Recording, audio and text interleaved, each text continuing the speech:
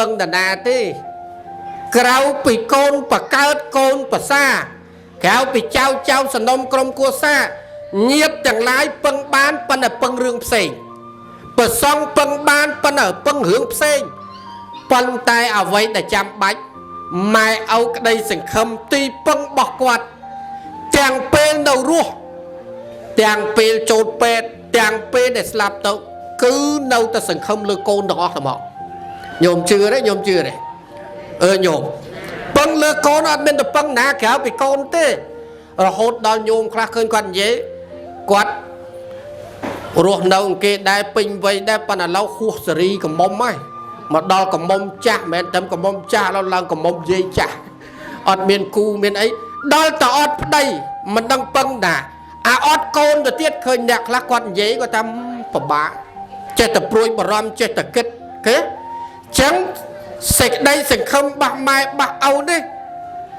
គឺគាត់មានកូនមានចៅសង្ឃឹមហើយជាទំពាំងសរសៃជាទីពឹងផ្អែករបស់មេដាបិតាគឺសង្ឃឹមលើកូនហ្នឹងអត់មាននរណាក្រៅពីកូនទេចឹងបានកំណាព្យមួយអ្នកប្រាជ្ញលោកតែងសម្រាប់ដាក់ទឿនក្រោយរំលឹកហើយចំណងជើងដាក់ថាតើ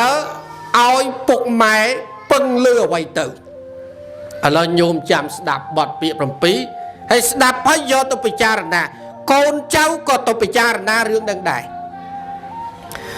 ដែលលោកលើកឡើងថាទូកពឹងច្រវាលើផ្ទៃសាគរក្តោងពឹងវាយោបក់បោករស័តទៅកាន់ត្រូវនាយស្វែងរកសម្បត្តិសុខឬវិបត្តិមានរាល់វេលាពុកម៉ែខ្លួនចាស់នឹកពឹងរកកូនបីដូចជាក្បូនដ៏ល្អសុភារស់នៅពឹងកូនចៅគ្រប់អង្គាក្រែងផុតវេរាពេលខ្លួនចាស់ទៅសេចក្តីប៉ុនប៉ងបានត្រឹមខកចិត្តកូនចៅមានពិតតែដើរផ្លូវខុសខំចិញ្ចឹមកូនសក់ខ្មៅដល់ស្កូវតែពេលឥឡូវកូនប្រែកន្លះទ្របធនម៉ែមានចែកកូនមិនស្ដាយឲ្យរាល់រូបកាយទោះមានឬខ្វះឲ្យតែកូនសុខម៉ែអខ្លាំងណាស់ពេលពុកម៉ែចាស់ក្រន់រស់នៅផងឥឡូវដល់ហើយអ្វីដែលគិតទុកម៉ែហើយនឹងពុកធ្លាក់ខ្លួនសៅមកទៅពឹងកូនប្អូនគេឲ្យទៅបងប្រកែកឆ្លើយឆ្លងឆ្លោះគ្នារញ៉ៃពុកម៉ែកំព្រារស់នៅផ្ទះខ្ទមរាងកាយទ្រុឌទ្រោមព្រួយចិត្តរាល់ថ្ងៃខ្វះម្ហូបអាហារអង្គត្រីប្រៃអោកូនម្ដាយថ្លៃហេតុអ្វីដូច្នោះថាកូនស្រីទៅគ្នានៅស្រុកឆ្ងាយចោះចៅរាល់កាយហេតុអ្វីគិតខុសកូនស្រីមិនកើតគួរណាស់តែប្រុសប្រណីសណ្ដោះចិញ្ចឹមម៉ែផងគេមានផ្ទះថ្មសសរឥតធំហេតុអ្វីមាសមុំឲ្យម៉ែកន្លងកូនពៅមិនជាហេតុអ្វីកូនបងប្រព្រឹត្តកន្លងឲ្យម៉ែកំព្រាមើលចាស់អាហារគេហូបមិនខ្វះខោអាវថ្មីចាស់សម្បូរហូហីកូនសប្បាយមែនតែម៉ែក្រំគ្រារស់នៅវេទនាស្ទើរបែកអរ៉ាអោកូនសំឡាញ់មាសម្ដាយអើយមិនគួរសោះឡើយគ្មានមេត្តាខ្លួនម្ដាយចាស់ហើយពឹងនរណាខោអាវអាហារធ្វើបុណ្យទាន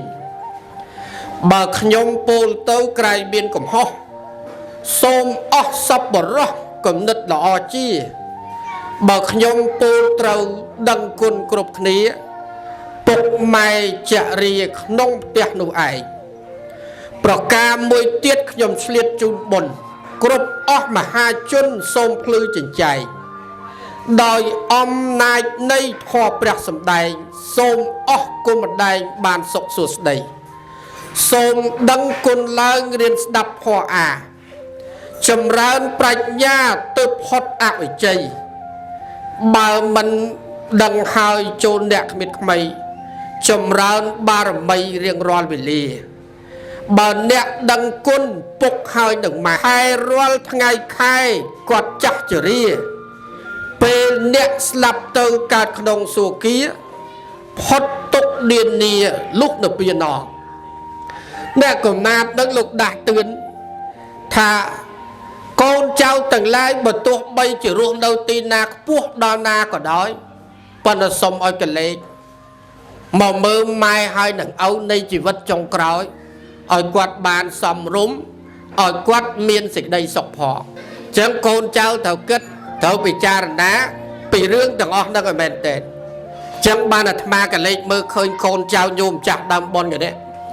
ស្រស់ស្រួលគ្នាទាំងក្មេងទាំងចាស់ទាំងប្រសាទាំងបកើតទាំងបងទាំងប្អូនណាដែលបានធ្វើបនយ៉ាងនេះហើយផ្សារភ្ជាប់ស្រោចស្រពសុគន្ធវរីល្អណាស់ញោមល្អណាស់ហើយបានជាវនៅប្រាង្គធ្វើរៀបជាទីកន្លែងសម្រាប់តម្កល់លោកដាក់ដ៏មានគុណហើយគោរពបូជាធ្វើកិច្ចកម្មវិធីការកម្រងគ្រឿងកោបអីផ្សេងនេះគឺល្អញោមអានិសង្ឃឬផលបុណ្យដែលកើតចេញពីការគោរពការដឹងគុណទាំងអ្នកស្លាប់ទាំងអ្នករស់ឬក៏ថាធ្វើប្រាង្គដាក់លោកដាក់ដ៏មានគុណនេះបានបុណ្យពិសេសវិសាលណាស់ញោមយើងគ្រប់គ្នាគឺចង់បានសុខចង់បានចម្រើនអ្នកទាំងអស់ហ្នឹងផ្ដល់ភាពសុខសាន្តឲ្យយើងកើតចេញពីកតញ្ញូហ្នឹងញោមចឹងបានពុទ្ធភាសិតមួយលោកសម្ដែងថាធោបោកាតាពោតថយេតេមានឡាំងវាគន់ថាងវាចលកាំងវាអរោបេសន្តិវាអភិវាទេសន្តិវាចិត្តតាំងវាប្រសាទេសន្តិវាសន្តាំងពវិសតិទីករតតាំងហេតាយៈសុខាយៈមានន័យថាពួកជនណានឹងលើកឡើងនៅកម្រងផ្កាគ្រឿងកោបក្តីថ្វាយបង្គំក្តីធ្វើចិត្តឲ្យជ្រះថ្លាក្នុងព្រះស្ដោបអំពីរបស់ជននោះនឹងនាំមកនៅប្រយោជន៍និងសេចក្តីសុខអកាលជាយូរអង្វែងអ្នកការធ្វើស្ដោបប្រាង្គបច្ចេកដីនេះមិនមែនត្រឹមតែសម្រាប់ដាក់ធាតុដាក់រូបថតលោកដាក់តែមានគុណទេអាដាក់នឹងបានសងគុណគាត់លើកកិត្តិយសដល់គាត់